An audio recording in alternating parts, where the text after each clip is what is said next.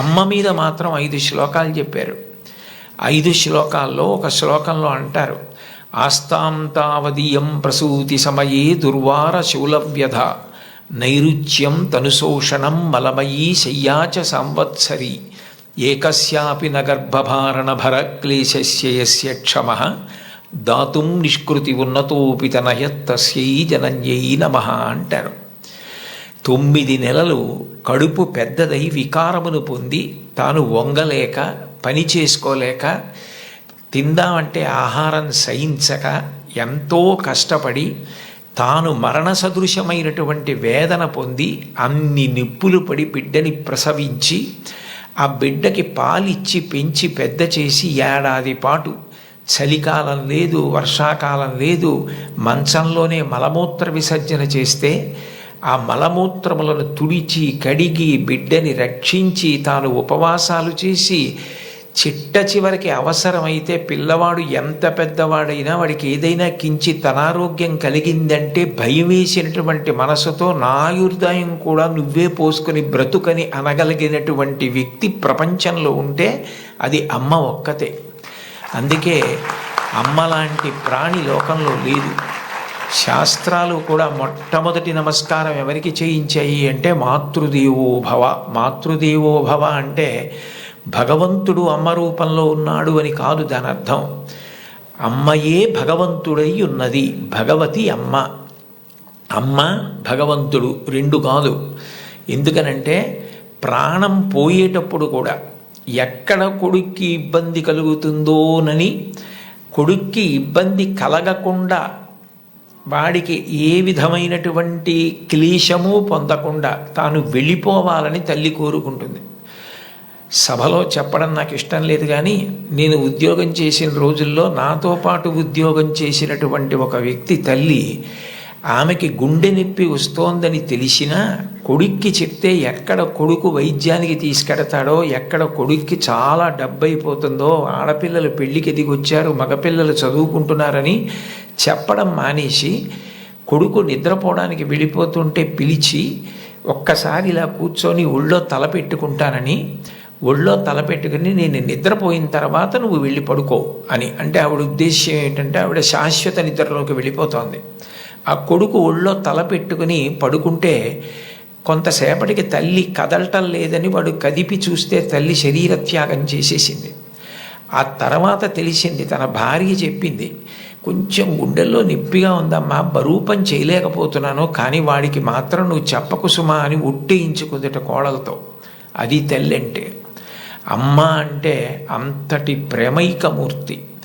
అమ్మ లాంటి వ్యక్తి జీవితంలో ఇక దొరకదు. జీవితంలో అన్నిటికన్నా పెద్ద నేరం ఏమిటంటే అమ్మకి చెప్పలేము అన్న పని మనం చేయడమే. ఏ పని మనం చేస్తామో అది అమ్మకి చెప్పగలగాలి. మీరు ఏ పని చెయ్యండి, ఇది అమ్మకి నేను చెప్పలేను అన్న పని మీరు జీవితంలో ఎప్పుడూ చెయ్యకూడదు. భగవంతుడెంతో అమ్మ అంతే. మీరు మహాత్ములైన వారి ఎవరి జీవిత చరిత్ర పరిశీలించండి. అమ్మకి నమస్కారం చెయ్యకుండా, అమ్మ గొప్పతనం చెప్పకుండా లేరు. ఈ రాష్ట్రానికి ముఖ్యమంత్రి చేసినటువంటి ప్రాతస్మరణీయులు టంగుటూరి ప్రకాశం పంతులు గారు తన జీవిత చరిత్రలో వ్రాసుకున్నారు. తాను మిడిల్ స్కూల్లో ప్రవేశించినప్పుడు 3 రూపాయలు జీతం కట్టలేకపోతే 25 మైళ్ళ దూరం నడిచి వెళ్ళి వాళ్ళ బావగారిని అప్పడిగితే ఆయన దగ్గర కూడా డబ్బు లేకపోతే మళ్ళీ 25 మైళ్ళు వెనక్కి తిరిగి వచ్చి, అమ్మ అప్పు దొరకలేదు, బావగారి దగ్గర కూడా లేవుట, నేను చదువు మానేస్తానంటే అప్పటికి ఆ తల్లికి ఉన్నది ఒకే ఒక్క పట్టు చీర. ఆ పట్టు చీర పట్టుకెళ్ళి ఆ రాత్రికి రాత్రి తాకట్టు పెట్టి ఆవిడ ఆ డబ్బు పట్టుకొచ్చి చదివిస్తే ప్రకాశం పంతులు గారు బ్యారిస్టర్ అయ్యి రాష్ట్రానికి ముఖ్యమంత్రి అయ్యారు. ఆయన తన జీవిత చరిత్రలో అమ్మ గురించి అంత గొప్పగా వ్రాసుకున్నారు. ఏపీజే అబ్దుల్ కలాం గారు, ఆయన పేరు చెప్తే పిల్లలు పరవశించిపోతారు. కాకినాడలో ఒకసారి నేను గోశాలకు వెడుతుంటే సాయంకాలం వేళ పిల్లలు స్వచ్ఛందంగా, అదేం ఎవ్వరూ నిర్వహించింది కాదు, వాళ్ళంతట వాళ్ళుగా బయటికి వచ్చి కొవ్వొత్తులు పట్టుకుని ఎడుతున్నారు కొంతమంది. నాకు ఏమిటి ఇక్కడ ఏమీ కనపట్టలేదు, ఇక్కడ ఏమీ నినాదాలు లేవు, నడిపిస్తున్న వాళ్ళు లేరు. పిల్లలు ఎందుకు కొవ్వొత్తులు పట్టుకుని వెళ్తున్నారని నేను వాళ్ళని అడిగాను, ఏమ్మా ఎందుకు ఎడుతున్నారని. మహానుభావుడు అబ్దుల్ కలాం గారు శరీరం విడిచిపెట్టేశారండి, అందుకని కొవ్వొత్తులు పట్టుకుని ఎడుతున్నా ఉన్నారు. నేను ఈ మధ్య కాలంలో ఒక నాయకుడు వెళ్ళిపోతే, ఒక వ్యక్తి మరణిస్తే పిల్లలు స్వచ్ఛందంగా కొవ్వొత్తులు పట్టుకుని వెళ్ళడం చూసింది అబ్దుల్ కలాం గారి విషయంలో చూశాను. అటువంటి అబ్దుల్ కలాం గారు వింగ్స్ ఆఫ్ ఫైర్ అని ఇంచుమించు తన జీవిత చరిత్ర ఆ పుస్తకంలో వ్రాసుకున్నారు. రెండో ప్రపంచ యుద్ధ సమయంలో గోధుమలు రేషన్లో దొరుకుతున్నటువంటి రోజుల్లో అమ్మగారు రొట్టెలు ఒత్తి పిల్లలందరికీ పెడుతుంటే అందరి తలో 4 రొట్టెలు తినాలి. ఆ రోజు రొట్టె కూర బాగుందని కలాం గారు ఇంకో రొట్టె వేయి అని తిన్నారు. అప్పటికి చిన్నవారు, చదువుకుంటున్నారు. ఇంకో రొట్టె వెయ్యని తినేస్తే అన్నగారు వచ్చి, నువ్వు రొట్టెలు ఎక్కువ తినేశావు, రెండో ప్రపంచ యుద్ధం జరుగుతోంది, రేషను గోధుమలు దొరకట్లేదు, అమ్మకి రొట్టెలు లేవు, నీకు పెట్టేసింది, అలా తినచ్చా అన్నారు.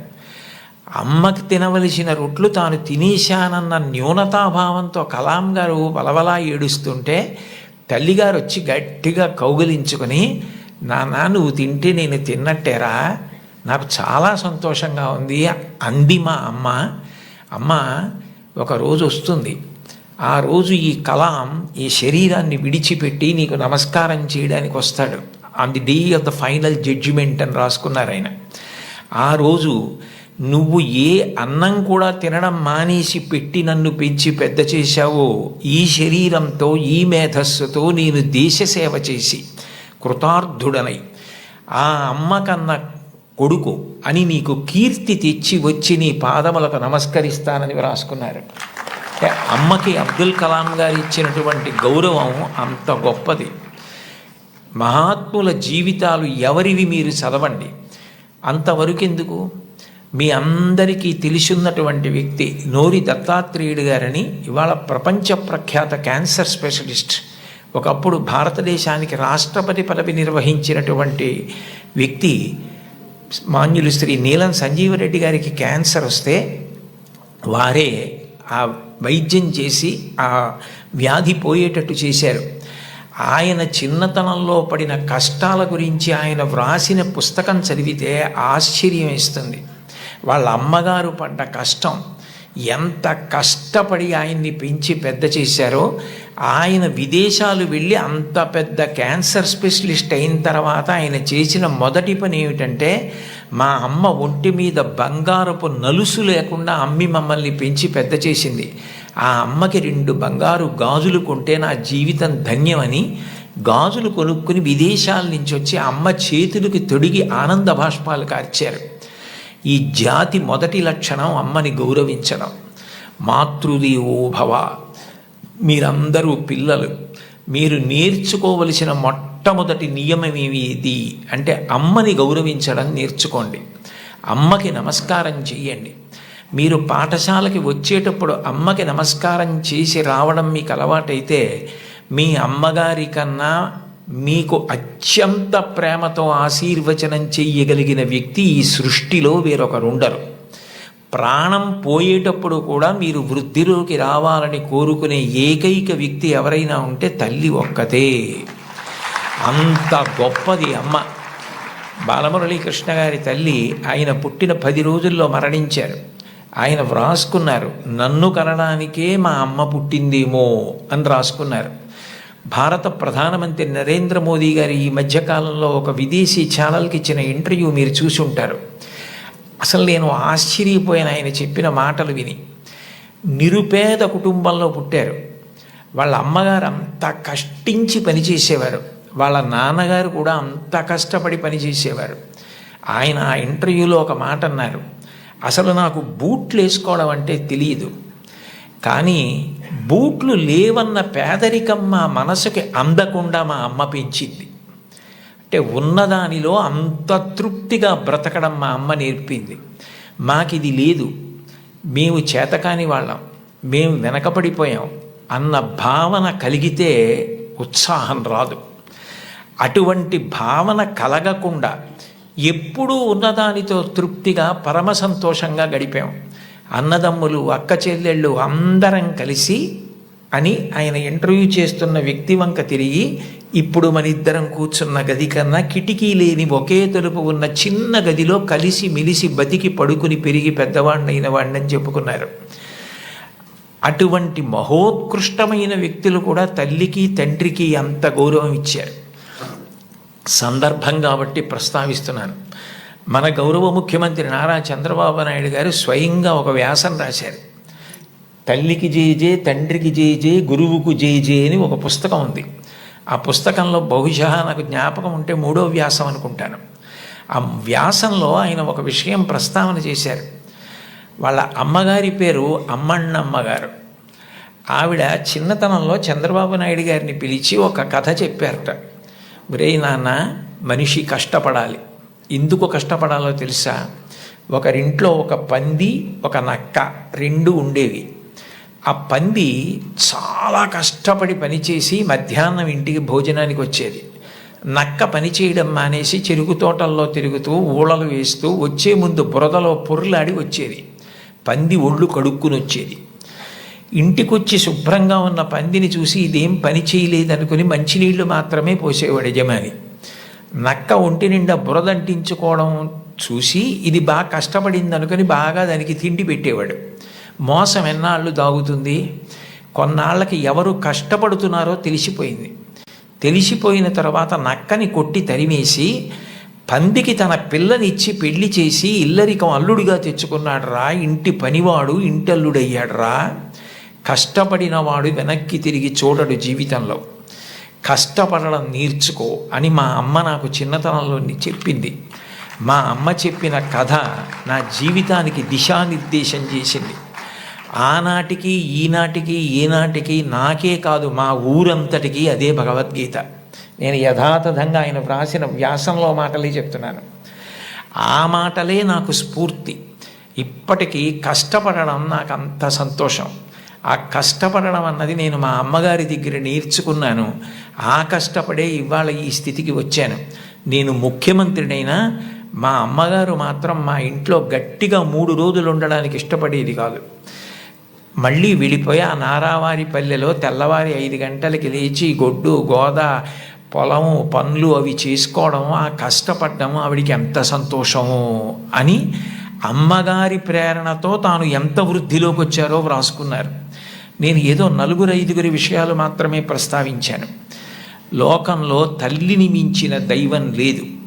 మీరు జీవితంలో ఎప్పుడైనా అమ్మ నువ్వేం చేశావని అడిగితే, మీరు అమ్మకి చెప్పలేని స్థితి కలిగితే, మీరు చేసిన పని మీ అమ్మగారికి మీరు చెప్పలేకపోతే అంతకన్నా ఆత్మద్రోహం ఇంకొకటి లేదు. మీరు ఏది చేసినా మీ అమ్మగారికి చెప్పగలగాలి. ఇది నేను మా అమ్మకి చెప్పలేను అన్న పని చెయ్యకండి. మీరు ఒకవేళ తప్పు చేసినా మిమ్మల్ని క్షమించడానికి సిద్ధంగా ఉండే మొదటి వ్యక్తి ఈ ప్రపంచంలో ఎవరైనా ఉంటే అమ్మే. అమ్మకి చెప్పకుండా ఉండకండి. అమ్మ ఒకవేళ మిమ్మల్ని దెబ్బలాడి ఇక పైన ఇట్లా చెయ్యకు అంటే ఇక మళ్ళీ ఆ తప్పు చెయ్యకండి. మీరు పిల్లలు కాబట్టి ఒకసారి చెయ్యొచ్చు ఎప్పుడైనా, కానీ పొరపాటు జరిగిన మీ అమ్మగారికి చెప్పండి, వద్దంటే మాత్రం చేయకండి. బహుశా కుటుంబం దగ్గరే నైతిక విలువలు మొదలవుతాయి. కుటుంబ విలువల గురించి ప్రస్తావన చెయ్యండి అని చెప్పి తన అనుభవంతో ఆయన నాకు సూచన చేయడానికి కారణం అదే అయి ఉంటుంది. తల్లి ఎంత గొప్పదో తండ్రి అంత గొప్పవాడు. తండ్రిని జీవితాంతం దైవంతో సమానంగా చూడాలి. పితృదేవోభవ, భగవంతుడే తండ్రి రూపంలో ఉన్నాడు. వేదంలో యజుర్వేదంలో అష్టమానువాకంలో రుద్రాధ్యాయంలో అంటారు, నమ శంకరాయచ మయస్కరాయచ నమ శివాయచ శివతరాయచ అని. మన కంటికి కనపడని భగవంతుడు తండ్రి రూపంలో ఇంట్లో తిరుగుతున్నాడు. ఎప్పుడు బిడ్డ వృద్ధిలోకి రావాలని అహరహం కోరుకునేవాడు ఎవరైనా ఉంటే తండ్రి. తను ఎంత కష్టపడనివ్వండి, ఆయన బెంగపెట్టుకోడు. కానీ ఆయన కోరుకునేది ఒకటే, పుత్రాది చేత్ పరాజయం. తను ఎంత కీర్తి సంపాదించినా తనకన్నా కూడా కీర్తివంతుడు కొడుకై, ఈయన కన్నా ఈయన కొడుకు గొప్పవాడండి అనిపించుకొని కొడుకు చేతిలో ఓడిపోతాట తండ్రి ఆనందపడిపోతాట. అంటే తండ్రికి కొడుకు పట్ల ఎంత ప్రేమ ఉంటుందో చూడండి. ఈ సందర్భం వచ్చింది కాబట్టి మీకు ఒక విషయం మనవి చేస్తాను. నేను ఒకప్పుడు విశాఖపట్నంలో ధర్మసోపానాల మీద ప్రసంగాలు చేస్తున్నాను. ఆ రోజుల్లో విశాఖపట్నంలో ఉన్న పాఠశాలల్లో ఉన్న విద్యార్థులకి మా నాన్నగారు అన్న విషయం మీద మాట్లాడమని వ్యాసరచన పోటీ నిర్వహించారు. వ్యాసరచన పోటీ నిర్వహిస్తే కొన్ని వందల మంది పిల్లలు పాల్గొన్నారు. అందులో 10 పేపర్లు చిట్ట చివర సెలెక్ట్ చేసి నాకు పంపించారు. ఇందులో ఫస్ట్, సెకండ్, థర్డ్ ప్రైజులు నిర్ణయించమని. నేను పేర్లు చూస్తే ఒకవేళ నాకు ఏదైనా పక్షపాతం కలుగుతుందేమో, సుశీల అని కనపడింది అనుకోండి, తెల్లవారుజామునే మా అమ్మ గుర్తొచ్చి ఒక మార్క్ ఎక్కువ వేస్తానేమో అని నేను పేర్లు చూడకుండా పేపర్లు దిద్ది మార్కులు వేసేసి తర్వాత పేర్లు చూశాను. చూస్తే నేను ఫస్ట్ ప్రైజ్ ఇచ్చినటువంటి వ్యక్తి ఒక మహమ్మదీయ బాలిక. నేనేం మార్చలేదు సుమండి, అట్లాగే ఇచ్చేసాం. అప్పుడు ఆ బహుమతులు ఇస్తున్న సభకి అప్పుడు తిరుమల తిరుపతి దేవస్థానాలకి కార్యనిర్వహణాధికారి మాన్యులు శ్రీ ఎల్వి సుబ్రహ్మణ్యం గారు, ఆయన ముఖ్య అతిథిగా వచ్చారు. ఆయన ప్రైజ్ ఇస్తూ ఈ పిల్ల ఏం రాసింది మైక్లో చదివి వినిపించమనండి అన్నారు. అంటే ఆ పాప పేపర్ చదివింది. అందులో ఆమె ఏం రాసిందంటే, వాళ్ళ అమ్మగారు టీచరు, వాళ్ళ నాన్నగారు కూడా ఏదో ఉద్యోగం, ఆయనకి బ్లడ్ క్యాన్సర్ వచ్చింది, చూసుకోలేదు, ముదిరిపోయింది, 3 నెలల్లో చనిపోతారని చెప్పారు. ఆయన తన భార్య దగ్గరికి వెళ్ళి అడిగింది ఏంటంటే, ఈ 3 నెలలు నేను చనిపోతానన్న విషయం పిల్లలకి చెప్పద్దు, వాళ్ళు ఏడిస్తే నేను చూడలేను, నేను చనిపోయాక వాళ్ళు ఎటు ఏడుస్తారు, అప్పుడు నేను ఆపలేను, నేను బ్రతికుండగా వాళ్ళు ఏడవడం నేను చూడలేను, కాబట్టి నేను చనిపోతాను 3 నెలల్లో అన్న విషయాన్ని మాత్రం నా పిల్లలకి చెప్పద్దని రాత్రింబవళ్ళు హక్కున చేర్చుకొని మా భవిష్యత్తు కోసం ఇంకా కష్టపడి అంత జాగ్రత్తగా వ్యవస్థ చేసి 3 నెలల తర్వాత ఆయన మరణిస్తారని తెలిసి చిట్ట చివరి కాలంలో 3 దగ్గర పెట్టుకొని చెప్పకుండా అంత ప్రేమ చూపించి కన్నుల నీరు కారుస్తూ 3 వంక గుడ్లు తిప్పుతూ ప్రాణం వదిలేశారు ఆయన. తండ్రి అంటే అది, అంతటి త్యాగశీలి మా నాన్న. ఇది నాకు తెలిసున్న తండ్రి. ఇంతకన్నా తండ్రి గురించి చెప్పడం నాకు రాదని రాసింది అమ్మాయి. ఆ అమ్మాయికి ఫస్ట్ ప్రైజ్ ఇచ్చాం. తండ్రి అంటే అంత గొప్పవాడు. మీకోసం ఏ త్యాగం చేయడానికైనా సిద్ధంగా ఉంటాడు. అబ్రహాం లింకన్ గారు అమెరికాకి అధ్యక్షుడైన తర్వాత మొట్టమొదటిసారి సినేట్లో సభ ఏర్పాటు చేసి పారిశ్రామికవేత్తల్ని, ధనవంతుల్ని అందరినీ పిలిచి దేశాభివృద్ధి కొరకు వారు విరివిగా పెట్టుబడులు పెట్టవలసిన అవసరం గురించి ప్రసంగం చేస్తున్నారు. లోకంలో ఎప్పుడూ అసూయ, పక్షపాతం, సంకుచితత్వం ఇవి కూడా ఉంటాయి. వెలుగుతో పాటే చీకటి. అందులో ఒక ధనవంతుడికి అసూయ కలిగింది. ఇంత పేదవాడు ఈయన అమెరికా అధ్యక్షుడవడం ఏమిటని అకస్మాత్తుగా సభలో లేచి నిలబడి, లింకన్, అదృష్టం కలిసి వచ్చి ఇవాళ అమెరికా అధ్యక్షుడు అయ్యావు, నేను వేసుకున్న ఈ బూటు మీ నాన్నగారు కుట్టింది అని బూటు చూపించాడు. అందరూ ఆశ్చర్యపోయారు. అబ్రహాం లింకన్ కూడా హతాశుడయ్యారు ఒక్క నిమిషం. కానీ వెంటనే ఆయన తేరుకుని తాను కూర్చున్న కుర్చీలోంచి లేచి నిలబడి ముకుళిత హస్తాలతో ఆ పారిశ్రామికవేత్తకి నమస్కారం చేసి, మీరు నాకు మహోపకారం చేశారు, ఇంత కష్టపడి పెంచి మా నాన్నగారు పెద్ద చేసి ఉండకపోతే ఇవాళ నేను అమెరికా అధ్యక్షుడిని అయ్యేవాడిని కాను. నేనే స్మరించవలసింది మా నాన్నగారిని. నేను స్మరించకపోయినా మీరు గుర్తు చేశారు. నిజమే, మా నాన్నగారు బూట్లు కుట్టేవారు, నాకు కూడా నేర్పారు బూట్లు కుట్టడం, చెప్పులు కుట్టడం. ఎప్పుడైనా మీ బూటు మీకు వదులైపోతే నాకు ఒక్క ఫోన్ చేయండి, నేను అమెరికా అధ్యక్షుడినైనా ఆయన కొడుకుని. ఆయన కుట్టిన బూటుకి మరమ్మత్తు చేయడం నా అదృష్టంగా భావించి మీ ఇంటికి వచ్చి మరమ్మత్తు చేసి వెడతాను. అది నా తండ్రికి నేను ఇవ్వగలిగిన కితాబ్ అన్నారు. సభ అంతా కరతాళ ధ్వనులు మారిమోగిపోయింది. అది తండ్రికి అబ్రహాం లింకన్ ఇచ్చిన గౌరవం. తండ్రి పేరు చెప్పేటప్పటికి ఎంతటి మహితాత్ములు కూడా అంతటి మర్యాద, అంతటి గౌరవాన్ని చూపించారు. లతా మంగేష్కర్ గారు వ్రాసుకున్నటువంటి ఆవిడ జీవిత సంబంధించిన విషయాలు, ఆవిడ జీవితంలో జరిగిన అద్భుతాలతో కూడిన పుస్తకం ఒకటి ఉంది. దాన్ని తెలుగు చేత చేశారు ఈ మధ్య. ఆ పుస్తకం మీరు చదివితే అందులో మీకు ఒక ఆశ్చర్యకరమైన సంఘటన కనపడుతుంది. ఆవిడ చాలా చిన్నతనంలోనే వాళ్ళ నాన్నగారు దీననాథ మంగేష్కర్ వారు ఆవిడికి హిందుస్థానీ సంగీతం నేర్పారు. తండ్రి గారి దగ్గరే నేర్చుకున్నారు సంగీతం. చాలా చిన్న పిల్లప్పుడే ఆవిడికి ప్రథమ బహుమతి వచ్చింది పిల్లల్లో. దిల్ రుబా అని సంగీత పరికరాన్ని ఆవిడికి ఆ రోజుల్లో బహుమానంగా ఇచ్చారు. ఆవిడ ఎంతో అపూర్వంగా తెచ్చి పిల్లకి మొట్టమొదట వచ్చిన బహుమానం కాబట్టి ఇంట్లో పెట్టుకుని దాన్ని అత్యంత విలువగా చూస్తూ ఉండేవారు. ఒక రోజున ఇంట్లో ఎలక ప్రవేశించి బట్టలు అవి కొట్టేస్తోంది. ఆ ఎలక ఒక చోట నిలబడి కనపడింది. వాళ్ళ నాన్నగారు ఆ ఎలకని చంపుదామని చేతికి ఆ దిల్ రుబా అన్న వాద్య పరికరం దొరికితే అది తీసి ఎలకని కొట్టారు. ఆ ఎలక్కి దెబ్బ తగిలింది, పడిపోయింది. కానీ ఈ దిల్ రుబా అన్న సంగీత పరికరం విరిగిపోయింది. ఈ పిల్ల ఏడుపు మొదలుపెట్టింది. లతా మంగేష్కర్, నాకు వచ్చిన మొదటి బహుమతి ఈ పరికరం, మీరు విసిరేశారు ఎలక మీదకి, విరిగిపోయిందని. వాళ్ళ నాన్నగారి దగ్గరికి పిలిచి కౌగిలించుకొని ఆ పిల్లతో అన్నారు, చూడు, ఇట్లాంటి బహుమానాలు నీకు జీవితంలో పెద్ద పెద్ద ఇళ్ళు కట్టి పెట్టుకున్నా కూడా సరిపోనని వస్తాయి. బహుమానాల మీద నువ్వు ఆర్తిని పెంచుకోకు. నీలో ఉన్న కళ పెరగడానికి నువ్వు పరిశ్రమ చేయడం నిరంతరం చెయ్యి. నీ కళని పెంచుకోవడం మీద ఆర్తి నీకు నిలబడితే నీ వెంట ఇట్లాంటి బహుమానాలు పరుగులు పెడతాయన్నారు.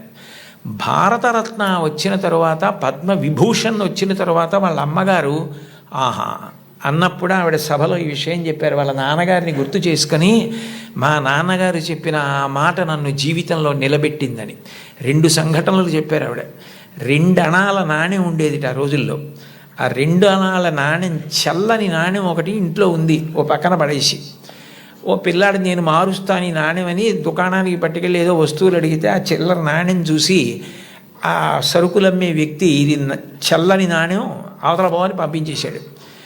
లతా మంగేష్కర్ చిన్నపిల్ల గౌన్లు వేసుకొని తిరుగుతున్న రోజులు, నేను చూడు వెళ్ళి విజయం సాధించి సరుకులు పట్టుకొస్తానని పరిగెత్తికెళ్ళి గల్లా పెట్టెని ఉండేది, అది పెట్టే తెరవక్కర్లేదు, కన్న ఉండేది, అందులోంచి నాణ్యాలు పడేసేవారు పూర్వం.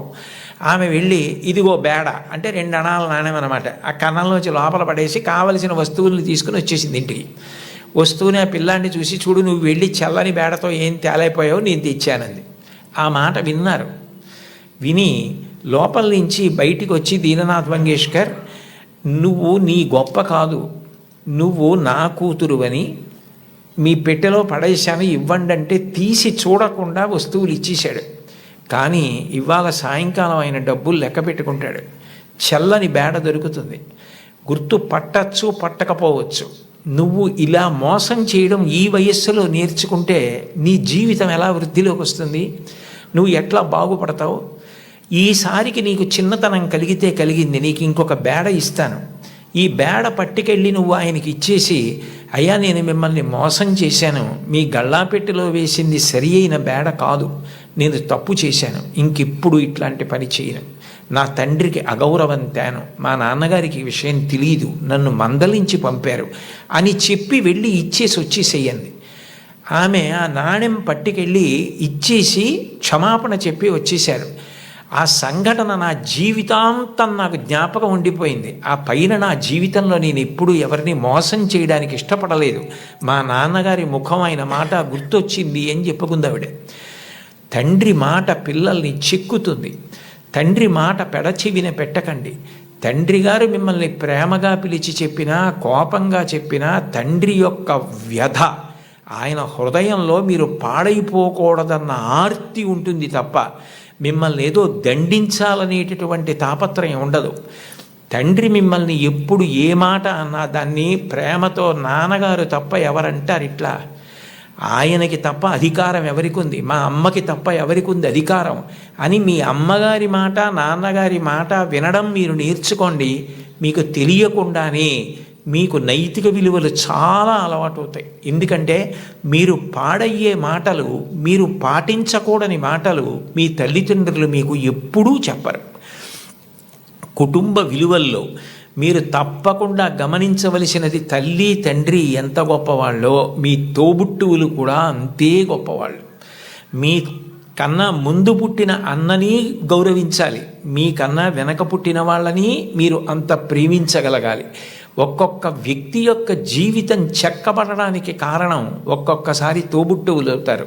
Playing it in my way అని సచిన్ టెండూల్కర్ ఒక పుస్తకం రాశారు. మీరందరికీ పిల్లలు కాబట్టి మీకు బహుశా సచిన్ టెండూల్కర్ గారు అంటే చాలా ప్రీతి ఉంటుంది. మీరు ఆయన రాసిన పుస్తకం చదివారేమో అని నేను అనుకుంటున్నాను, కొంతమంది పిల్లలైనా. అందులో ఆయన ఒక విషయం రాశారు. ఆయన చిన్నతనంలో ఆ రోజుల్లో అచ్రేకర్ గారిని క్రికెట్లో ఆయన దగ్గర నేర్చుకోవడం అంటే చాలా గొప్ప. అచ్రేకర్ గారి దగ్గర క్రికెట్లో శిక్షణ పొందడం కోసం టెండూల్కర్ గారు వెళ్ళినప్పుడు ఆయన్ని తీసుకెళ్ళింది ఆయన అన్నగారు అజిత్. అచ్రేకర్ టెండూల్కర్ని నిలబెట్టి కొన్ని బాల్స్ బౌలింగ్ చేయించి ఏది ఆడు అన్నారు. అస్సలు సరిగా ఆడలేకపోయారు టెండూల్కర్. ఆడలేకపోతే వెంటనే గురువుగారు అచ్రేకర్ చూసి, అబ్బాయి పిల్లవాడు ఇంకా సరిపోడు, వచ్చే వేసంకాలం సెలవుల్లో తీసుకురండి అన్నారు. అన్నగారు అజిత్ పరిగెత్తుకుంటూ అచ్రేకర్ దగ్గరికి వెళ్ళి, కాదు కాదు, మా వాడి వ్యక్తిత్వంలో ఒక బలహీనత ఉంది, వాడు చాలా మొహమాటస్తుడు, సిగ్గు, భయం, బిడియం, మీరు చూస్తున్నారన్న బిడియంతో ఆడలేకపోయాడు. మీరు సరే నువ్వు కాసేపు ఆడుతుండు, నాకు పనుంది అని దయచేసి మీరు కొంచెం దూరంగా వెళ్ళిపోయి మా వాడి ఆట తీరు పరిశీలించండి, అప్పుడు మీకు నచ్చకపోతే మా వాడిని తీసుకోవద్దన్నారు. ఏమిటో ఈ పిల్లాడు ఇంత ఆర్తిగా చెప్తున్నాడు తమ్ముడి గురించి చూద్దామని అచ్రేకర్ గారు సరే అట్లాగే చేస్తానని, టెండూల్కర్ నువ్వు ఆడుతుండు, నాకు చిన్న పనుంది మళ్ళీ వస్తానని దూరంగా వెళ్ళిపోయి చూశారు. అద్భుతమైన స్ట్రైట్ డ్రైవ్స్ కొడుతున్నాడు టెండూల్కర్ గారు. చూసి ఆశ్చర్యపోయినటువంటి అచ్రేకర్ తిరిగి వచ్చి టెండూల్కర్ని శిక్షణ ఇవ్వడానికి తీసుకున్నారు. అచ్రేకర్ చెప్పినటువంటి పాఠాలు, బంతిని ఎలా ఆడాలన్న దాని విషయంలో గురువు నేర్పినటువంటి మాట ఎంత పని చేసిందంటే టెండూల్కర్ మీద అలసట అన్నది లేదు. ఆఖరికి బంతేసేవాడు లేకపోతే మేజోడు సాక్లో క్రికెట్ బాల్ కట్టి తాడు కట్టి గడప మధ్యలో కట్టుకుని అటు ఇటు వెళ్లకుండా స్ట్రైట్ డ్రైవ్స్ కొట్టడం ప్రాక్టీస్ చేశారు వాళ్ళ మేనత్ ఇంట్లో. ఆ తర్వాత భారతరత్న అయ్యారు టెండూల్కర్. ఆయన గొప్పతనం ఎక్కడుందంటే టెండూల్కర్ది, అంత గొప్పవాడై భారతరత్న అయిన తర్వాత, పార్లమెంట్ మెంబర్ అయిన తర్వాత గురువుగారు అచ్రేకర్ మరణిస్తే ఆయన వెళ్ళి పాడి మోసాడు టెండూల్కర్. అది గురువు పట్ల ఇవ్వవలసిన గౌరవం. తల్లి తండ్రి ఎంత గొప్పవారో గురువు అంత గొప్పవాడు. తోడపుట్టినవాడు అంత అక్కరకొస్తారు. జీవితంలో తోడపుట్టిన వాళ్ళన్న వాళ్ళు మాత్రం వాళ్ళే. ఎక్కడికి వెళ్ళినా స్నేహితులు దొరకచ్చు, ఎక్కడికి వెళ్ళినా బంధువులు ఉండొచ్చు. దేశే దేశే కళత్రాణి దేశే దేశే చ బాంధవాహ తంతు దేశం నపశ్యామి ఎత్ర భ్రాత సహోదర అంటాడు రామాయణంలో రాముడు. ఎక్కడికి వెళ్ళినా బంధువులు స్నేహితులు దొరకచ్చు, కానీ తోడపుట్టిన వాళ్ళన్న వాళ్ళు మాత్రం ఆ జన్మకి వాళ్ళే. వాళ్ళని ప్రేమించడం, వాళ్ళతో దెబ్బలాడకపోవడం, వాళ్ళతో ప్రేమ భావనతో ఉండడం, వాళ్ళతో గౌరవంగా ఉండడం. చెల్లిని తమ్ముణ్ణి మార్గదర్శనం చేసి సచిన్ టెండూల్కర్కి అజిత్ చేసినట్టు చక్కగా వృద్ధిలోకి రావడం తెలుసుకోండి. అంతవరకు ఎందుకు అంటే ఒక్కొక్క విషయం తీసుకునేటప్పటికీ నాకు ఏవేవో జ్ఞాపకానికి వచ్చేస్తుంటాయి. అబ్దుల్ కలాం గారే వింగ్స్ ఆఫ్ ఫైర్లో ఒక చోట రాసుకున్నారు, ఆయనకి కోరిక, తపన ఎట్లాగైనా మెడ్రాస్ ఇన్స్టిట్యూట్ ఆఫ్ టెక్నాలజీలో ఏరోనాటికల్ ఇంజనీరింగ్ చదవాలని. సీట్ వచ్చింది. 1000 రూపాయలు కట్టాలి. ఆ రోజుల్లో 1000 రూపాయలు లేవు, నాన్నగారికి ఇచ్చే పరిస్థితి లేదు, ఆయన కలలు నెరవేరే అవకాశం లేదు. అటువంటప్పుడు ఆయన తోబుట్టువు జోహ్రా అనుకుంటాను, నేను చాలా రోజులైంది చదివి, ఆ జోహ్రా ఆయన తోబుట్టువు ఆమె చేతి గాజులు గొలుసులు తాకట్టు పెట్టి తీసుకొచ్చి కలాం గారికి ఇచ్చి నువ్వు చదువుకో అంది. కలాం గారు ఆనంద బాష్పాలతో ప్రతిజ్ఞ చేశారు, స్కాలర్షిప్ సంపాదించి నేను నీ నగలు కుదువ నుంచి విడిపించి మళ్ళీ నీకు తీసుకొచ్చి ఇచ్చేస్తాను చెల్లి అని చెప్పి, అక్క అని చెప్పి ఆయన వెళ్ళి చదువుకుని ఎంత గొప్పవారయ్యారో మీకు అందరికీ తెలుసు. తోబుట్టువులు అంత గొప్పగా ఆదుకుంటారు.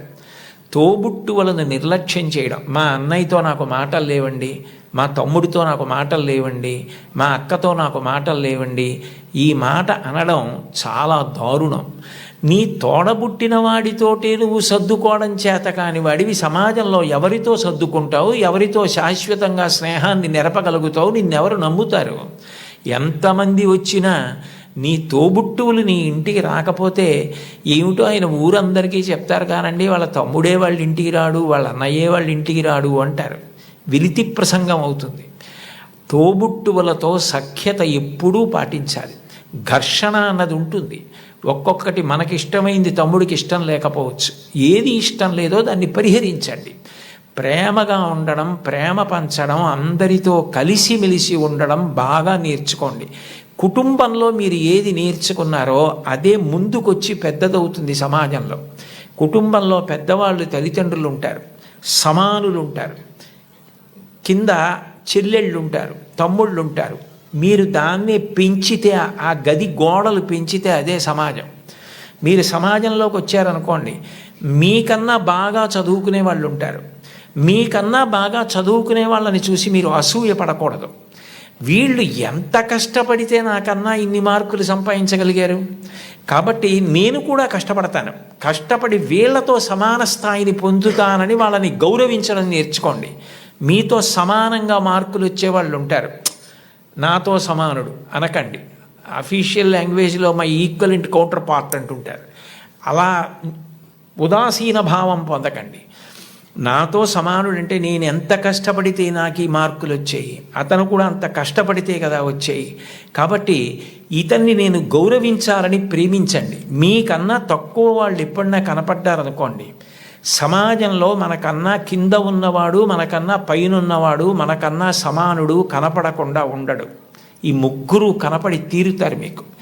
మీకన్నా చిన్నవాడు కనపడితే మీరు పరిహసించడం, వెటకారం ఆడడం, వాళ్ళని తక్కువ చేసి చూడడం నేర్చుకుంటే అంతకన్నా మానవత్వానికి చేటు ఇంకొకటి లేదు. మనకన్నా ఎవరైనా తక్కువలో కనపడితే వాళ్ళు వృద్ధిలోకి రావాలని మనస్ఫూర్తిగా భగవంతుణ్ణి ప్రార్థించాలి. వాళ్ళు గౌరవింపబడాలి అని కోరుకోవాలి. అంతేకాని తక్కువ చేసి చూడడం అన్నది జీవితంలో ఎప్పుడూ నేర్చుకోకూడదు. నీ తమ్ముడైతే నీ తమ్ముడికి ఒక్క మార్కు తక్కువ వస్తే వాడికి రావాలని ఎలా కోరుకుంటావో, నీ కుటుంబం గదులు ఆ గోడలు పోతే అది పెద్దదైతే అది సమాజం అవుతుంది. నువ్వు ఇంట్లో ఏం నేర్చుకున్నావో అదే రేపు సమాజంలో నువ్వు అమలు చేయగలుగుతావు. నీ ఇంట నీ తల్లిదండ్రుల్ని గౌరవించడం చేత కాకపోతే నీ గురువుని గౌరవించలేవు, నువ్వు ఎవ్వరినీ గౌరవించలేవు, ఎవ్వరిని గారిని సంబోధించలేవు. ఎంతటి మహాత్ముడు కానివ్వండి, ఆయన్ని ఏకవచన ప్రయోగం చేసి వాడు వీడు అని మాట్లాడడం అలవాటు అవుతుంది. మన ఎదురుగుండా ఉన్నారా లేరా అని కాదు, పెద్దల గురించి మాట్లాడేటప్పుడు గౌరవంగా సంబోధించి మాట్లాడడం. పెద్దల పట్ల మాట్లాడేటప్పుడు మనం అనవసరంగా విమర్శించడం మర్యాద కాదు. వారి పట్ల మనం కృతజ్ఞతతో మర్యాదగా ఉండడం నేర్చుకోవాలన్నది మీరు చిన్నతనంలో తరగతి గదిలో అభ్యాసం చేసినది ఏదుందో రేపు పౌరులైన తర్వాత సమాజంలో మీరు అదే చెయ్యడం కొనసాగింపుగా చేస్తారు. అందుకని మీరు తరగతి గదిని కేవలం పాఠాలు చదువుకోవడానికి మాత్రమే పనికొచ్చేటటువంటి వ్యవస్థగా చూడకండి. సర్వే వేదవిదశూరా, సర్వే లోకహితే రతా, సర్వే జ్ఞానోపసంపన్నా, సర్వే సముదితా గుణై. ఒక్కటి జ్ఞాపకం పెట్టుకోండి, ఏమీ చదువుకోనటువంటి వ్యక్తి చేసినటువంటి నేరం పట్టుకోవడం చాలా తేలిక. ఆరితేరిన గజదొంగ కూడా కంటి చూపు తగ్గితే దొరికిపోతాడు. ఎప్పుడో అప్పుడు దొంగతనాలు చేసే వ్యక్తి దొరుకుతాడు. చాలా బాగా చదువుకుని, గొప్ప ఇంజనీరింగ్ చదువుకుని, ఎంతో విద్య వచ్చిన తరువాత తనకొచ్చినటువంటి గొప్ప విద్యని ఆసరాగా చేసుకొని ఇతరులను మోసం చేసి కోట్లు సంపాదించడానికి అలవాటు పడ్డాడనుకోండి, అతను ప్రపంచంలో ఎక్కడెక్కడో దాగి ఏవేవో చేస్తున్నా అతన్ని పట్టుకోవడానికి పోలీస్ వ్యవస్థ అంతా కష్టపడవలసి వస్తుంది. చదువుకున్నవాడి చదువు దేనికి పనికి రావాలి అంటే సమాజాన్ని ఉద్ధరించడానికి పనికి రావాలి. అంతేకాని చదువుకున్న చదువు సమాజాన్ని పాడు చేయడానికి పనికి రాకూడదు. మీరు ఒక కలెక్టర్ అయితే మీరు కలెక్టర్గా గుర్తుండిపోయేటట్టుగా జిల్లాని పరిపాలించగలగాలి. ఒక్కొక్క కలెక్టర్ అలా జ్ఞాపకం ఉండిపోతారు. సందర్భం వచ్చింది కాబట్టి నేను చెప్తున్నాను. కార్తికేయ మిశ్రా గారని మా జిల్లాకి కలెక్టర్గా వచ్చారు. డొక్కా సీతమ్మ గారి విగ్రహం పెడుతూ ఆయన డొక్కా సీతమ్మ గారి గురించి నేను ప్రసంగాలు చేశానని మా ఇంటికి వచ్చారు. మా ఇంటికి వచ్చి ఆయన వచ్చినప్పుడే నేను మంచినీళ్ళు బయట నుంచి కొని తెచ్చుకుంటుంటే ఆయన చూశారు. ఏం గురువుగారు మీకు మంచినీళ్ళు లేవా అని అడిగారు. అడిగితే నేను అన్నాను, అయ్యా మాకు ఇక్కడ మంచినీళ్ళు లేవండి, ఉప్పు నీళ్ళు వస్తాయి, అందుకని మంచినీళ్ళు కొనుక్కుంటూ ఉంటామన్నాను. మీకేనా ఈ ప్రాంతం అంతానా అన్నారు. ఈ ప్రాంతం అంతా మంచినీళ్ళు లేవండి అన్నాను. ఆయన మీరు నమ్మండి నమ్మకపోండి, ఇప్పుడు కార్తికేయ మిశ్రా గారిని పొగిడితే నాకేదో ఆయన పదవి ఇస్తారనడానికి నేను ఉన్న ఉద్యోగమే పదవి విరమణ చేసేసాను, నాకేం దాని మీద ఆశ లేదు. యథార్థం చెప్పాలి కాబట్టి చెప్తున్నాను. ఆయన హతాశులై సోఫాలో వెనక్కి కూర్చుని, నేను జిల్లా కలెక్టర్గా ఉన్న చోట మంచినీళ్ళు లేక ఇంతమంది ఇబ్బంది పడితే నాకు అది అవమానం గురువుగారు, పరమ అవమానం అని వెంటనే ఫోన్ చేసి అధికారులతో మాట్లాడి, మీరు నమ్మండి 10 రోజుల్లో ఇళ్ళకి కాదు కొళాయి వేయించుకోలేని వాళ్ళు నీళ్లు పట్టుకోవడానికి కూడా గొట్టాలు వేయించారు. ఇప్పటికే ఆ ప్రాంతం అంతా కార్తికేయ మిశ్రా గారిని తలుచుకుంటారు. అంటే నువ్వు కలెక్టర్ అయితే అలా పేరు తెచ్చుకోగలగాలి, నువ్వు ఒక డాక్టర్ అయితే అంత గొప్ప పేరు తెచ్చుకోగలగాలి. మా ఊళ్ళో డాక్టర్ ఐవి రావు అని ఒక డాక్టర్ గారు ఉన్నారు. ఆ డాక్టర్ గారిని చూస్తే జబ్బులు తగ్గిపోతాయని తెల్లవారుజామున 4 గంటలకు ఆయన కోసం మంచులో వెళ్ళి నిలబడతారు. ఆయన కూడా అలాగే వైద్యం చేస్తారు. వ్యక్తిగత జీవితమే లేదు. నేను అప్పుడప్పుడు అంటుంటాను, డాక్టర్ గారు మీకు సినిమాలకు వెళ్ళాలని ఉంటుందా అని. ఆయన పెద్ద నవ్వు అంటారు, సినిమాకి వెళ్ళిన 2.5 గంటల్లో కోటేశ్వరారు, నేను ఒక్క 10 మందిని వైద్యం చేసి చూసి వాళ్ళు సంతోషంగా వెళ్ళిపోయి వాళ్ళకి ఆరోగ్యం కలిగితే వాళ్ళ పని వాళ్ళు చేసుకుని సంపాదించుకుని బతికితే నాకు అంతకన్నా ఏం కావాలండి. సినిమా ఇచ్చే ఆనందం కన్నా ఈ తృప్తి నాకు ఎక్కువ గురువుగారు, ఇది చదువుకున్న వాడికి అది లేకపోతే అనవసరం అన్నారు. ఒక డాక్టరు తన వృత్తి మీద తానే విసుక్కుంటే అది మనిషి బ్రతకవలసిన విధానం అంటే అది మోరల్ వాల్యూస్ అంటే. అది లేని విద్యకు అందం ఎక్కడుంది? అది పువ్వే, సువాసన లేకపోతే అందం ఏది? మీరు ఏది చెయ్యండి అది రావాలంటే మీరు కుటుంబంలో నేర్చుకోవాలి. గురువుని గౌరవించడం తప్పకుండా నేర్చుకోవాలి. గురువు లాంటి వ్యక్తి లోకంలో ఉండడు. ఎందుకనంటే అమ్మా నాన్న సంపాదించినది ఏదుందో అది అమ్మా నాన్న శరీరం వదిలిపెట్టేసిన తరువాత వీలునామా వ్రాసినా వ్రాయకపోయినా పిల్లలకి వెళ్ళిపోతుంది. కానీ ఒక గురువు సంపాదించినది ఏదుందో అది మాత్రం ఆయన కడుపున పుట్టిన పిల్లలకి వెళ్ళదు.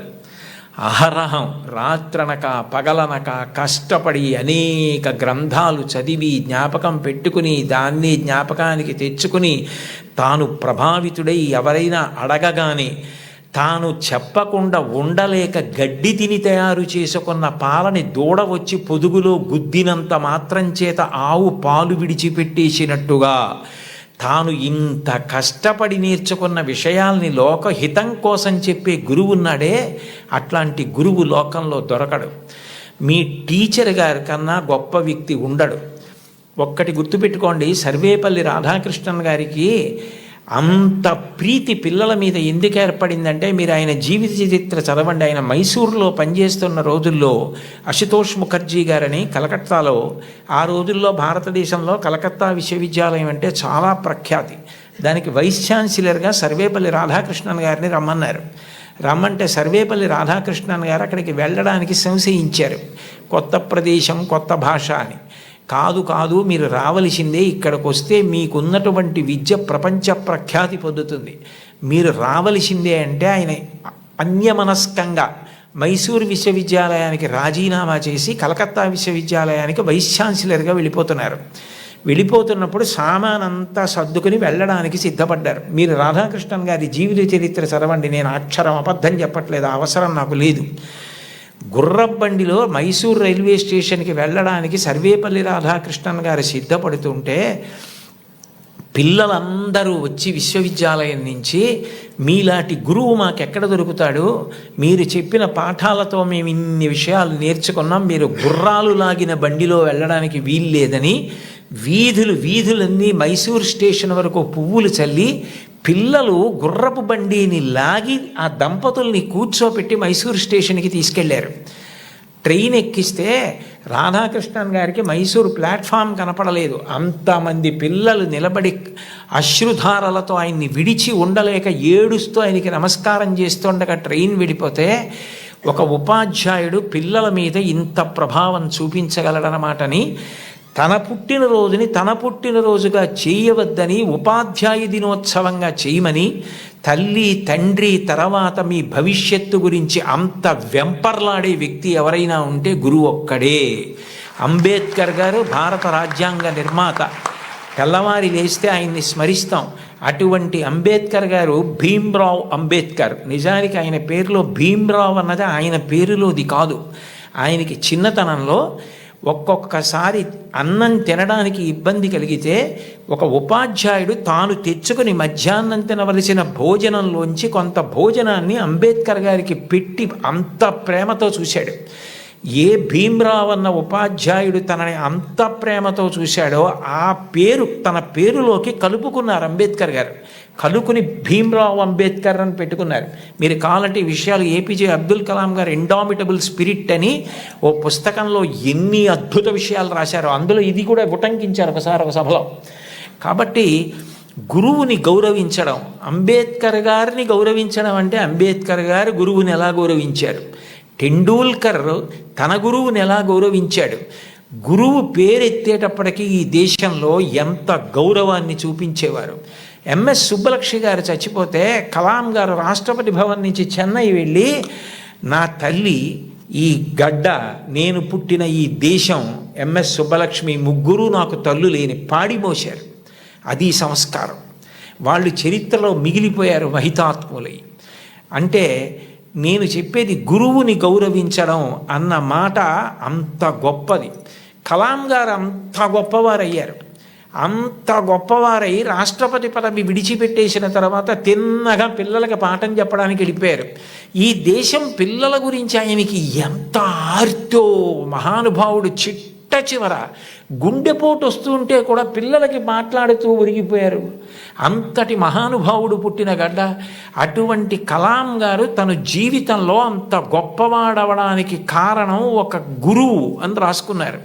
చిన్నప్పుడు కలాం గారు పాఠం వింటుంటే విమానం గురించి పాఠం చెప్పారు. శివసుబ్రహ్మణ్య అయ్యర్ అని ఆయన పాఠం చెప్పి పిల్లలందరిని అడిగారు, అర్థమైందా అని అడిగారు. కలాం గారు లేచి నాకు అర్థం కాలేదు అన్నారు. గురువుగారి దగ్గర ధైర్యంగా ఉండాలి. మీ అమ్మగారెంతో, మీ నాన్నగారెంతో, మీ గురువుగారు అంతే. వాళ్ళ తర్వాత మీ గురించి అంత ప్రేమ చూపించేది ఆయనే. మీరు గొప్పవారై మీరు వృద్ధిలోకి వస్తే అంత సంతోషపడిపోయేది ఆయనే. ఆ గురువుగారు అర్థం కాలేదా అన్నారు. ఇంకో 2-3 పిల్లలు లేచి అర్థం కాలేదన్నారు. సరే, అందరూ పిల్లలు సాయంకాలం సముద్ర తీరానికి రండి అన్నారు. రామేశ్వరంలో ఆ రోజుల్లో చదువుకునేవారు చిన్నప్పుడు కలాం గారు. రామేశ్వరం సముద్రపుటుడు ఉంది. అందరూ సముద్రపుటుడికి వెడితే ఒక పక్షి ఎలా ఎగురుతుందో, గాలిలో ఎలా వెడుతుందో, తిరగవలసి వస్తే కంఠం తోకని ఆధారం చేసి ఎలా తిరుగుతుందో, ఎలా దిగుతుందో పక్షిని చూపిస్తూ పాఠం చెప్పారు. అది ఆ పక్షిని చూస్తూ విన్న చిన్ని కలాం గారి మనసులో ఏరోనాటికల్ ఇంజనీరింగ్ మీద బీజాలు పడ్డాయి. వెళ్ళి గురువుగారిని అడిగారు, నాకు ఇలా అవ్వాలంటే ఏం చెయ్యాలని. నువ్వు ఏరోనాటికల్ ఇంజనీరింగ్ చదవాలి, మెడ్రాస్ ఇన్స్టిట్యూట్ ఆఫ్ టెక్నాలజీలో చేరాలి, నువ్వు బాగా చదవాలన్నారు. న్యూస్ పేపర్లు పట్టుకెళ్ళి, అది కూడా ఎక్కడో తీసుకుని కాదు, వెళ్ళిపోతున్న ట్రైన్లోంచి పేపర్లు విసిరేస్తే ఆ బండిల్ తీసుకుని న్యూస్ పేపర్లు సైకిల్ కట్టుకుని ప్రతి ఇంటికి పట్టుకెళ్ళి న్యూస్ పేపర్లు ఇచ్చి చదువుకున్నారు అబ్దుల్ కలాం గారు. మీలో చాలామంది పిల్లలకి తల్లిదండ్రులు తమ రక్తాన్ని డబ్బుగా మార్చి సౌకర్యాలు ఇచ్చి చదివిస్తున్నారు. మహాత్ముల యొక్క జీవిత చరిత్రలు చదవండి. కేవలం మీ పాఠ్యపుస్తకాలు చదవద్దని నేను అనను. మీ యొక్క పాఠశాలల్లో, గ్రంథాలయాల్లో ఆటోబయోగ్రఫీసు, బయోగ్రఫీసు పెట్టించుకోండి. మీ టీచర్స్ని అడగండి, ఎంత సంతోషిస్తారో.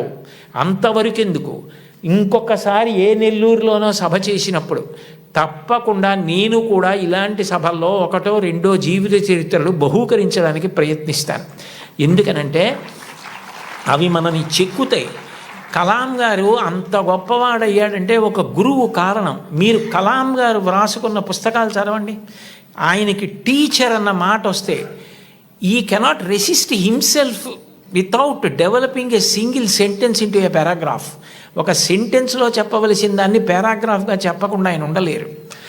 ఆయన ఈ లైట్ వెయిట్ భూమికి దగ్గరగా ఎగిరేటటువంటి విమానాన్ని డెవలప్ చేయవలసి వచ్చినప్పుడు సరిగ్గా చేయలేకపోతే కోపం వచ్చి ప్రొఫెసర్ శ్రీనివాసన్ అని శుక్రవారం మధ్యాహ్నం పిలిచి సోమవారం పొద్దున్నకి చూపించకపోతే నీ స్కాలర్షిప్ ఆప్ చేస్తానన్నారు. టిఫిన్ తినలేదు, స్నానం సరిగ్గా చేయలేదు, భోజనం ఏం చేశారో తెలియదు, రాత్రింబవళ్ళు వర్క్ చేశారు. సోమవారం పొద్దున్నే ఆ టెన్నిస్ ఆడుకుని ప్రొఫెసర్ శ్రీనివాసన్ వెళ్ళిపోతూ హాస్టల్ రూమ్లో కలాం ఏం చేస్తున్నాడని తొంగి చూశారు. ఇచ్చిన టైం కన్నా ముందే రాత్రింబవళ్ళు కష్టపడి బోర్డు మీద డయాగ్రామ్ వేసి దానికి సంబంధించిన రిపోర్ట్ తయారు చేసిన కలాంని ఆ అవుట్ఫిట్ తోటే, టెన్నిస్ అవుట్ఫిట్ అంటే టెన్నిస్ ఆడుకోవడానికి వేసుకునే బట్టలు, వాటితోటే వెళ్ళి కౌగిలించుకున్నారు మా గురువుగారు శ్రీనివాసన్ గారు. ఆయన నా భుజాన్ని తట్టి నన్ను ప్రోత్సహించి పడిన ఆనందం నన్ను ఇంత గొప్ప స్థాయికి పెంచి పెద్ద చేసిందని తన టీచర్స్ గురించి ఎంత గొప్పగా రాసుకున్నారో. గురువుల్ని నింద చేయడం, గురువుల్ని విమర్శించడం, గురువుల్ని హాస్య వస్తువులుగా వాడుకోవడం ఈ జాతికి సిగ్గుచేటు. గురువు పేరు చెప్పేటప్పటికే నేల మీద పడిపోయారు. రామాయణంలో అంతటి రాముడు విశ్వామిత్రుడి పిలిస్తే దగ్గరికి వెళ్ళి నిలబడి ఇమౌస్మ మునిషార్దూల కింకరౌ సముపస్థితౌ ఆజ్ఞాపయ యుధేష్టం వై శాసనం కరవామ కిమ్ అన్నాడు. గురువుగారు లోకంలో ఎవరు చెప్పినా సలహా, మీరు చెప్తే మాత్రం ఆజ్ఞ. గురువుగారు చెప్తే ఆజ్ఞ, అందులో నేను తలపెట్టను. ఈ పని చేసి పెడతావా అని ఇప్పుడు అడక్కండి, ఈ పని చెయ్యరా రామా అనండి, నేను మీ కింకరుణ్ణి గురువుగారు అన్నాడు. ఇది ఈ జాతి నేర్పినటువంటి విషయం. మీరు ఏ మహాత్ముణ్ణి తీసుకోండి, టంగుటూరి ప్రకాశం పంతులు గారు జీవిత చరిత్రలో వ్రాసుకున్నారు. డబ్బు కట్టలేక కష్టాలు పడి ఇతర పనులు చేస్తూ రోజు పాఠం వినలేకపోయిన పిల్లల్ని ఆ రోజుల్లో సుందర శివయ్య గారని ఒక హెడ్ మాస్టర్ ఇంటికి తీసుకెళ్ళి కూర్చోపెట్టుకుని పాఠాలు చెప్పి వృద్ధిలోకి తెచ్చారు. ఆయన కారణం నేను వృద్ధిలోకి రావడానికని రాసుకున్నారు. ఆయన నడక అలా ఉండేది, ఆయన ప్రవర్తన అలా ఉండేది, ఆయన పాఠం చెప్తే అలా ఉండేదని పక్కనే గుంటూరులో మాజేటి గురవయ్య పాఠశాల అన్న పాఠశాలలో నరసయ్య గారని ఆయన చెప్పిన పాఠాలు, ఆయన వ్యవహరించిన తీరు నన్ను అంత ప్రభావితుణ్ణి చేశాయని మహానుభావుడు ఆయన నోరి దత్తాత్రేయుడు గారు తన జీవిత చరిత్రలో రాసుకున్నారు. గురువులు మనిషిని చెక్కుతారు, ఒక శిలలోంచి శిల్పాన్ని చెక్కుతారు. ఓ సరస్వతీదేవి విగ్రహాన్ని ఒక రాయి తీసుకొచ్చి చెక్కితే శిల్పి దాని మీద ఎక్కి కూర్చుని చెక్కుతాడు. కళ్ళు చెక్కేటప్పుడు చిట్ట చివర ఎంతో జాగ్రత్తగా చెక్కుతాడు. ఉలిని పెట్టి సుత్తి పెట్టి కొడతాడు. ఆఖరణ దానికి అధివాసాలు చేసి గుళ్ళోకి తీసుకొచ్చి ప్రతిష్ఠ చేస్తారు. ప్రతిష్ఠ చేసిన తర్వాత చెక్కిన శిల్పి కూడా నమస్కారం చేస్తాడు. ఆ శిల్పి చెక్కాడు కాబట్టి మన అందరి ఆర్తి తీర్చుకోవడానికి ఆ మూర్తి ముందు నిలబడి నమస్కరిస్తున్నాం. ఈ సమాజంలో గౌరవింపబడిన మహనీయులందరూ గురువులు చెక్కిన శిల్పాలే, అది వాళ్ళే వ్రాసుకున్నారు. గురువుని గౌరవించడం అన్నది అంత గొప్ప ఈ జాతిలో. తల్లిని గౌరవించండి, తండ్రిని గౌరవించండి, మీ తోబుట్టువుల్ని ప్రేమగా చూడండి, మీ తోటివారిని ప్రేమించండి, గురువుల్ని గౌరవించండి. మీరు నైతిక విలువలతో మీరు మీ వీధిలో ఉంటే ఆయన మా వీధిలో ఉన్నాడని వీధిలో వాళ్ళు పొంగిపోవాలి. మీరు కుటుంబంలో ఉంటే వాడు మా అన్నయ్య, మా తమ్ముడు, మా కుటుంబ సభ్యుడు, నా కొడుకు అని తల్లిదండ్రులు పొంగిపోవాలి, మా ఊరి వాళ్ళు పొంగిపోవాలి, దేశం పొంగిపోవాలి. అంతటి వారు అయి తీరుతారు. అందుకేనేమో వయసు రీత్యా, అనుభవం రీత్యా జీవితంలో ఎన్నో విషయాలు ఎన్ని వేల మందితోనో సమన్వయమైనటువంటి అంత అనుభవంతో, అంత ఆర్తితో మీ అందరూ వృద్ధిలోకి రావాలని, కేవలం చదువు కాదు దానితో పాటు మీకు నైతిక విలువలు అందాలని, మీరు మంచి పిల్లలని పేరు తెచ్చుకోవాలని ఎంతో తాపత్రయపడి ముఖ్యమంత్రి గారు నిజానికి నేను ఎక్కడో నెల్లూరులో ఉంటే నాకు ఫోన్ చేసి మీరు ఈ పని చేసి పెట్టాలి అని అడిగితే నేను ఎక్కువ ఆధ్యాత్మిక ప్రవచనాల మీద ఆసక్తి చూపిస్తాను. కానీ ఆయన అంత ఆర్తిగా అడిగినప్పుడు పిల్లల కోసం నేను చెయ్యగలిగినది చేసి పెడదామని తప్పకుండా చేస్తానండి అని వారిని గౌరవంగా కలిసినప్పుడు వారు నాకు మొట్టమొదట కోరినది ఏది అంటే, కుటుంబ విలువల గురించి తప్పకుండా చెప్పండి కోటేశ్వరరావు గారు. ఇంట్లో తల్లిని, తండ్రిని, గురువుని, తోబుట్టువుల్ని గౌరవిస్తే పిల్లలు మంచి వాళ్ళు అవుతారు. పిల్లలు మంచి వాళ్ళైతే వాళ్ళు మంచి పేరు తెచ్చుకుంటే, వృద్ధిలోకి వస్తే, దురలవాట్లకి దూరంగా ఉంటే అంతకన్నా మీకు కానీ నాకు కానీ ఏం కావాలి? అందుకని ఇది మీరు చేసి పెట్టాలి అన్నారు. ఆ స్థాయిలో ఉన్న వ్యక్తి నిజానికి అంత బతిమాలి అడగక్కర్లేదు. అంటే ఆయనకి మీ మీద ఎంత తాపత్రయం ఉందో అర్థం చేసుకోండి. నిజానికి నేను ఈ పదవి ఏ గౌరవం కోసం కానీ, ఈ పదవి ఏదైనా ప్రయోజనం కోసం కానీ నేను స్వీకరించినది కాదు. ఒక రాష్ట్రాన్ని నడిపించే వ్యక్తి అంత తాపత్రయపడ్డారు. నేను దానికి ఏమాత్రమైనా ఉపయోగపడితే అంతకన్నా నాకు సంతోషం ఏముంటుంది. కోన శశిధర్ గారితో మాట్లాడుతూ నేను అన్నాను, నేను ఆఖరి 10 ఓవర్స్ ఆడుతున్నానండి, నాకు 66 ఏళ్ళు వచ్చాయి, ఇంకొక 10 ఏళ్ళు మహా అయితే ఇంత స్వేచ్ఛగా సమాజంలో తిరిగి చెప్పగలనేమో. ఈ సమయం నేను పిల్లలకి కొంత కేటాయించి చేయగలిగితే నాకు అంతకన్నా ఆనందం ఏముంటుంది అని ఒప్పుకున్నాను. కాబట్టి నేను చెప్పిన ప్రతి మాట నా గుండెల్లోంచి వచ్చింది తప్ప నా నోట్లోంచి వచ్చింది కాదు.